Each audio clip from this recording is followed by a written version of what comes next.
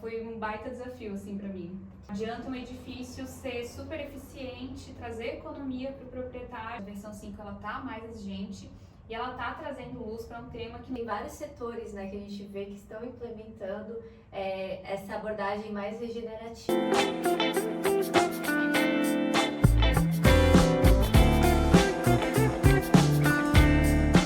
Olá pessoal, sejam muito bem-vindos a mais um Café com Consultor.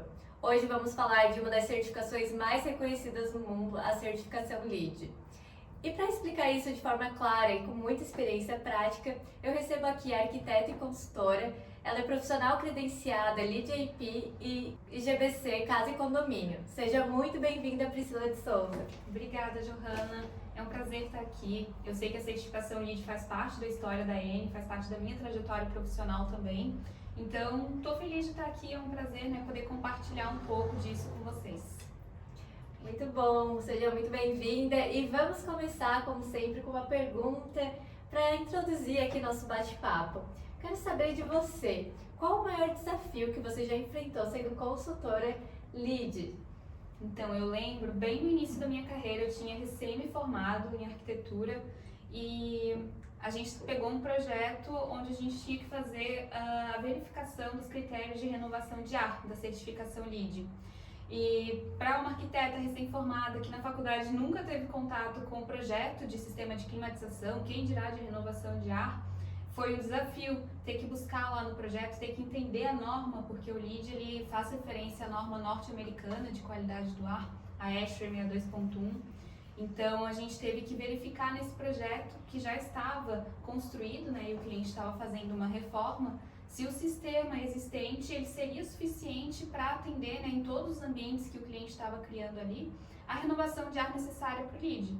Então, eu tive que ir atrás de entender a norma, me aprofundar bastante, estudei projetos antigos que a Eni já tinha atuado, né? E por fim, né, consegui, junto com a equipe também, defender esse projeto, né, fazer os cálculos necessários e defender esse projeto na auditoria. Então, foi um baita desafio, assim, para mim.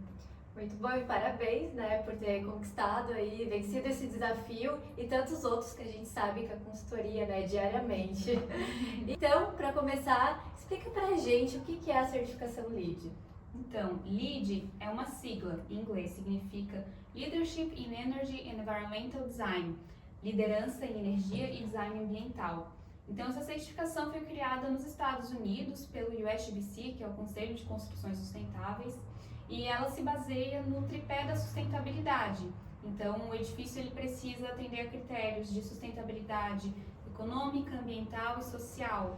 Não adianta um edifício ser super eficiente, trazer economia para o proprietário, mas não fornecer para as pessoas ali um ambiente saudável, né, com a qualidade do ar, com comunicação, contato com o ambiente externo, iluminação natural. Então, o LEED, ele traz essas questões, né? Principalmente o foco na eficiência energética e na sustentabilidade. Sim, muito importante esses temas, né? Então, explica pra gente agora como se estrutura o LEED. A certificação LEED, ela é dividida em categorias. Cada categoria é uma área de impacto, uma área de importância para a sustentabilidade das edificações. Então, a gente vai ter aí categorias relacionadas à escolha do terreno, categorias relacionadas à eficiência da água, né? Como que o edifício usa internamente, externamente, irrigação, louças e metais. E a gente consegue ver também, né, a importância que essa certificação dá para a eficiência energética, porque a gente tem uma categoria, que é a categoria de energia e atmosfera, onde se concentram 33 dos 110 pontos da certificação. E essa questão da pontuação, ela funciona da seguinte forma: a certificação tem pré-requisitos, que são itens obrigatórios, e créditos, que são pontos, né, estratégias que vão dar ali uma pontuação adicional. Então, todo prédio, para ser certificado, primeiro precisa atender os pré-requisitos e depois atender os pontos para atingir um determinado nível de certificação. Quanto maior a pontuação, maior o nível. E esses níveis, então, eles variam, né? São com selos, medalhas, né? Variam ali do primeiro nível, Certified, depois nível Silver, Gold e o Platinum, que seria, assim, o edifício com maior nível, né? O mais eficiente possível dentro do LEED. Interessante. E o LEED pode atender que tipo de edificação? Todos os tipos de edifícios. desde edifícios residenciais, galpões logísticos, hospitais, data centers. Então, a certificação possui ali as suas adaptações, né? As estratégias têm caminhos alternativos, requisitos diferentes de acordo com o tipo de uso da edificação. E também vai variar a abordagem de acordo com o escopo. Se eu tenho um edifício que está começando a ser projetado, vai ser construído, tem uma certificação que é o LEED BD+C. Se o meu projeto é um projeto que eu só vou fazer uma reforma de interiores, existe o LEED ID+C. Agora, se eu tenho um edifício existente, também existe uma adaptação da certificação que vai focar muito mais em rotinas e planos, né, operacionais para maximizar a eficiência daquele edifício que não pode fazer muitas alterações estruturais. Então, esse é o LEED OIM. E também, numa escala maior, existe a certificação para bairros inteiros ou cidades, o LEED Cities and Communities. Interessante, então ele pode ser aplicado em todas as etapas do ciclo de vida de uma edificação. Exatamente. Né? E conta pra gente os benefícios de certificar LEED. Além dos benefícios mais evidentes, como economia de água, economia de energia, a gente também pode citar a valorização do imóvel. Então, existem pesquisas feitas nos Estados Unidos que comparam edifícios certificados e não certificados, e os certificados eles conseguem ter ali um valor maior de aluguel.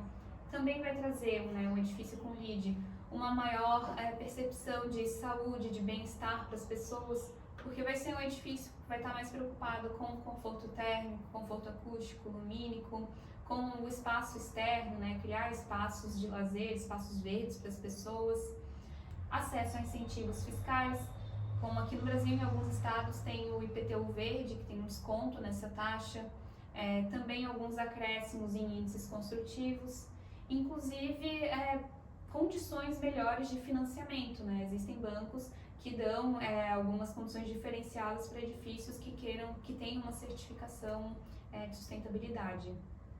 Muito legal. Me convencesse. Por onde eu posso começar a minha certificação? O ideal é envolver uma consultoria especializada desde o início do processo. Por exemplo, aqui na Eni a gente acompanha o cliente fazendo uma análise de viabilidade inicial, depois a gente faz um plano de ação para atender as estratégias, para maximizar a eficiência energética do edifício e a gente faz esse suporte e acompanhamento do cliente até ele obter a certificação final.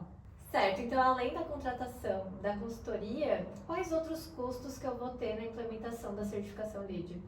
Então, existe uma taxa fixa, que é uma taxa de registro do projeto, e uma taxa de certificação, né, de revisão, que varia de acordo com a área.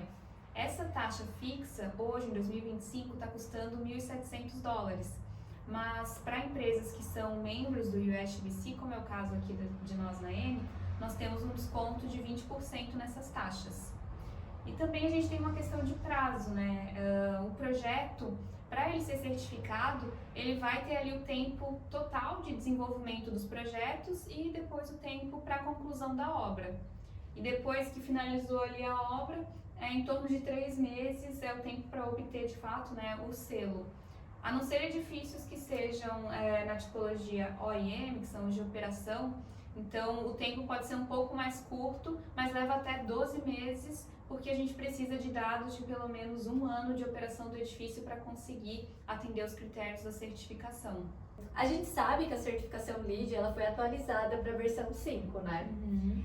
E eu queria que tu contasse pra gente o que a gente vai encontrar de novo nessa nova versão.